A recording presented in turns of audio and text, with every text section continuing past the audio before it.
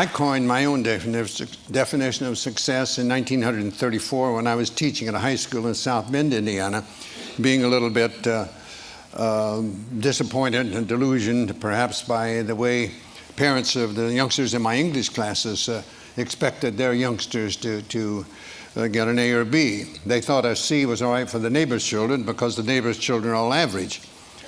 But they weren't satisfied with their own and would make the teacher feel that they had failed or the youngster had failed, and that's not right. The good Lord in His infinite wisdom didn't create us all equal as far as intelligence is concerned, any more than we're equal as far as size, appearance. Not everybody could earn an A or B, and I didn't like that way of judging, and I did know how the alumni of various schools back in the 30s judged coaches and athletic teams.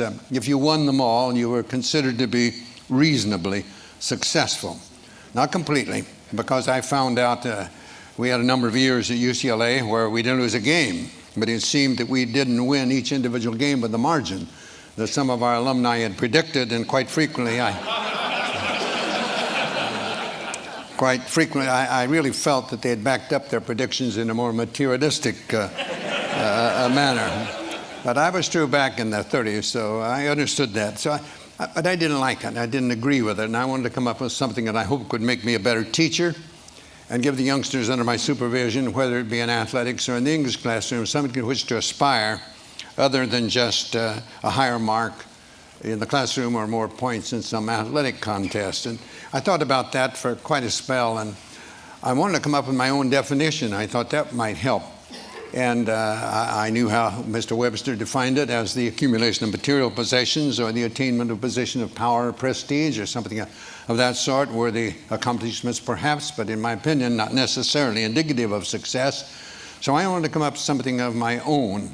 And I recalled I was raised on a small farm in southern Indiana, and Dad tried to teach me and my brothers that you should never try to be better than someone else. I'm sure at the time he did that. It didn't. Well, somewhere, I guess, in the hidden recesses of the mind, it popped out years later. Never try to be better than someone else. Always learn from others. And never cease trying to be the best you could be. That's under your control. And if you get too engrossed and involved and concerned in regard to the things over which you have no control, it will adversely affect the things over which you have control. Then I ran across this simple verse that said, "At God's footstool to confess, a poor soul knelt and bowed his head. I failed," he cried. "The Master said, thou didst thy best." That is success. From those things and one other perhaps, I coined my own definition of success, which is peace of mind attained only through self-satisfaction in knowing you made the effort to do the best of which you're capable. I believe that's true. If you make the effort to do the best of which you're capable, trying to improve the situation that exists for you, I think that's success, and I don't think others can judge that. I think it's like character and reputation. Your reputation is what you're perceived to be. Your character is what you really are. And I think the character is much more important than what you are perceived to be. You'd hope they'd both be good, but they don't necessarily be the same. Well, that was my idea of what I was going to try to get across to the youngsters. I ran across other things. I love to teach, and it was mentioned by the previous speaker that I enjoy poetry, and I dabble in it a bit and love it. And there are some things that help me, I think, be better than I would have been. I know I'm not what I ought to be and not what I should be, but I think I'm better than I would have been if I hadn't run across certain things. And one was just a little verse that said, no written word, no spoken plea can teach our youth what they should be, nor all the books on all the shelves is what the teachers are themselves. That made an impression on me in the 1930s, and I tried to use that more or less in my teaching, whether it be in sports or whether it be in the English classroom. And I love poetry and always had an interest in that, and somehow, and maybe it's because Dad used to read to us at night with a coal oil lamp. We didn't have electricity in our farm home, and Dad would read poetry to us, so I always liked it. And about the same time that I ran across this one verse, I ran across another one that someone asked a lady teacher why she taught, and she, after some time, she said she wanted to think about that, and then she came up and said, they ask me why I teach, and I reply, where could I find such splendid company? There sits a statesman, strong, unbiased, wise, another later Webster, silver-tongued. A doctor sits beside him whose quick, steady hand may mend a bone or stem the lifeblood's flow. And there a builder, upward rise the arch of that church he builds, wherein that minister may speak the word of God and lead a stumbling soul to touch the Christ. And all about a gathering of teachers, farmers, merchants, laborers, those who work and vote and build and plan and pray into a great tomorrow. And I may say, I may not see the church or hear the word or eat the food their hands may grow, but yet again I may. And later I may say, I knew him once, and he was weak or strong or bold or proud or gay. I knew him once, but then he was a boy. They ask me why I teach, and I reply, where could I find such splendid company? And I believe the teaching profession, it's true, you have so many youngsters, and I got to think of my youngsters at UCLA, 30-some attorneys, 11 dentists, 10 doctors, many teachers in other professions. And that gives you a great deal of pleasure to see them go on.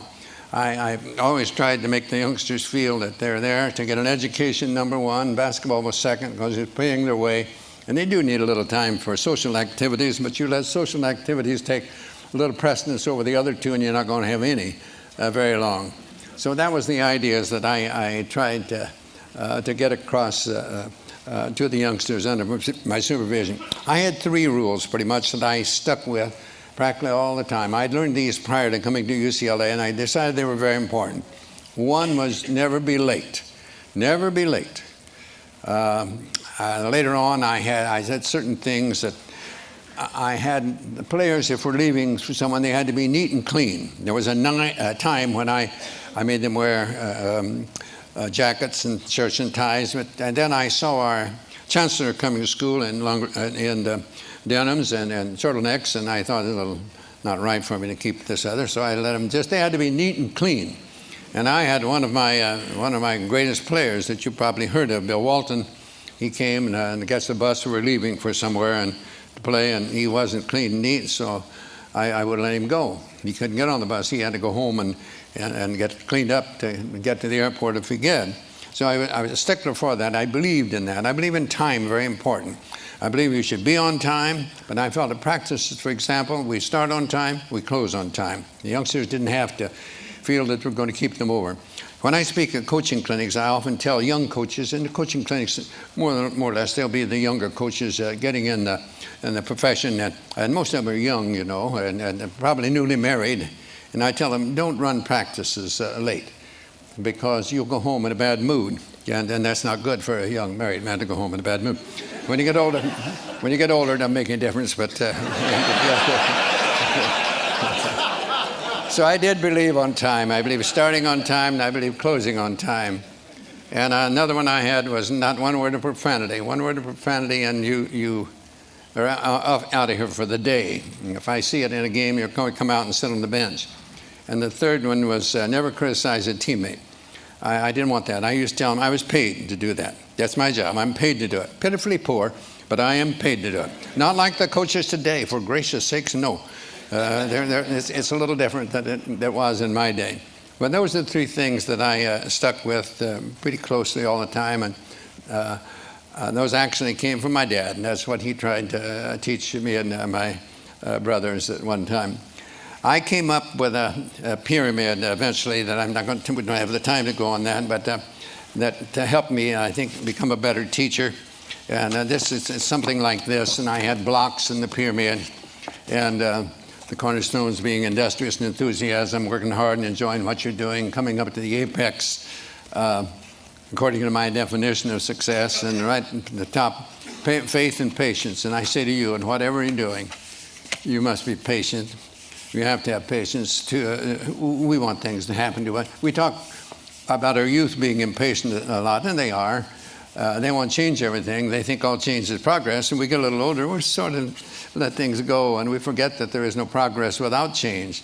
So you must have patience, and I believe that we must have faith. I believe that we must believe, really believe, not just give a word service, believe that things will work out as they should, providing we do what we should. I think our tendency is to hope that things will turn out the way we want them to so much of the time, but we don't do the things that are necessary to make those things become reality. I worked on this for some 14 years, and I think it helped me become a better teacher, but it all evolved around that original definition of success. You know, a number of years ago, there was a Major League Baseball umpire by the name of George Moriarty, and he spelled Moriarty with only one I. I'd never seen that before, but he did. And big league baseball players, they're very perceptive about those things, and they noticed he had only one I in his name. And you'd be surprised how many also told him that that was one more than he had in his head at various times.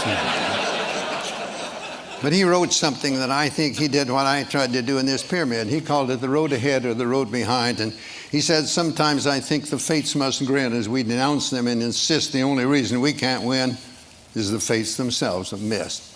Yet there lives on the ancient claim we win or lose within ourselves. The shining trophies on our shelves can never win tomorrow's game. You and I know deeper down there's always a chance to win the crown, but when we fail to give our best, we simply haven't met the test of giving all and saving none until the game is really won, of showing what is meant by grit, of playing through and others quit, of playing through not letting up, it's bearing down that wins the cup, of dreaming there's a goal ahead, of hoping when our dreams are dead, of praying when our hopes have fled, yet losing, not afraid to fall, if bravely we have given all, for who can ask more of a man than giving all within his span? Giving all, it seems to me, is not so far from victory. And so the fates are seldom wrong. No matter how they twist and wind, it's you and I who make our fates. We open up or close the gates on the road ahead or the road behind. Reminds me of another set of threes that my dad tried to get across to us. Don't whine, don't complain, don't make excuses. You get out there and whatever you're doing, do it the best of your ability. And no one can do more than that. I tried to get across to that. My punish will tell you, never heard me mention winning. Never mention winning. My idea is that you can lose when you outscore somebody in a game, and you can win when you're outscored. I've felt that way on certain occasions at various times. And I just wanted to be able to hold their head up after a game. I used to say that when a game is over and you see somebody that didn't know the outcome, I hope they couldn't tell by your actions whether you outscored an opponent or the opponent outscored you. And that's what really matters. If you make your effort to do the best you can regularly, the results will be about what they should be. Not necessarily what you'd want them to be, but they'll be about what they should. And only you will know whether you can do that. And that's what I wanted from them more than anything else. And as time went by and I learned more about other things, I think it worked a little better as far as the results. But I wanted the score of a game to be the byproduct of these other things and not the end itself. I believe it was one great philosopher said, Cervantes. Cervantes said, the journey is better than the end. And I like that. I think that is. It's getting there. Sometimes when you get there, there's almost a letdown. But it's getting there that's the fun. I like to, as a basketball coach at UCLA, I liked our practices to be the journey. And the game would be the end result. And I'd like to go up and sit in the stands and watch the players play and see whether I'd done a decent job during the week. And there again, it's getting the players to get that self-satisfaction, knowing that they've made the effort to do the best of which they are capable. Sometimes I'm asked who was the best player I had over the best teams. I can never answer that. As far as the individual is concerned, I was asked one time about that, and it said, suppose that you in some way could make the perfect player, what would you want? And I said, well, I'd want one that knew why he was at UCLA and to get an education, he was a good student, really knew why he was there in the first place. But I want one that could play too. I'd want one to realize that defense usually wins championships and to work hard on defense. But I'd want one to play offense too. I want him to be unselfish and look for the pass first and not shoot all the time. And I'd want one that could pass and would pass. I've had some that could and wouldn't, and I've had some that would and could. You couldn't. So I wanted that, and I wanted them to be able to shoot from the outside, and I wanted to be able to be good inside too. I'd want them to be able to rebound well at both ends too, and why not just take someone like Keith Wilkes and let it go at that? He had the qualifications, and not the only one, but he was one that I used in that particular category because I think he made the effort to become the best. There's a couple. I mentioned in my book, They Call Me Coach, that two players that gave me great satisfaction. It came as close as I think anyone I ever had to reach their full potential. One was Conrad Burke, and one was Doug McIntosh. When I saw them as freshmen on our freshman team, we didn't have freshmen, couldn't play varsity when I taught, and I thought, oh gracious, if these two players, either one of them, they're different years, but I thought about each one of them at the time he was there. Oh, if he ever makes the varsity, our varsity must be pretty miserable if he's good enough to make it. And you know, one of them was a starting player for a season and a half, and the other was his next year. He played 32 minutes in a national championship game, did a tremendous for us. And the next year he was a starting player on the national championship team. And here I thought he'd never play a minute when it was. So those are the things that give you a great joy and great satisfaction to see one. Neither one of those youngsters could shoot very well, but they had outstanding shooting percentages because they didn't force it. And neither one could jump very well, but they kept good position, and so they did well rebounding. They remembered that every shot is taken, they assumed it'd be missed. I've had two men that stand around and wait to see if it's missed. Then they go, it's too late. Somebody else is in there ahead of them. They weren't very quick, but they played good position, kept in good balance.